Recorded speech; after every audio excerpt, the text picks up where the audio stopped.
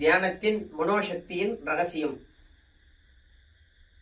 எவ்விதமான தொழில்நுட்பங்களும் விஞ்ஞான வளர்ச்சிகளும் முன்னேற்றத்தில் அடைந்திருந்தாலும் கண்டுபிடிச்ச பொருட்கள் அனைத்துமே பாத்தீங்கன்னா மனிதனை வச்சுதான், மனுஷன் நம்மளை வச்சுதான் கண்டுபிடிச்ச அனைத்து பொருட்களுமே இயங்க வச்சாங்களே தவிர மனுஷனுடைய மனசை வச்சு எந்த பொருளையும் இயங்கிறதுக்கு உண்டான சூழ்நிலைய உருவாக்கல.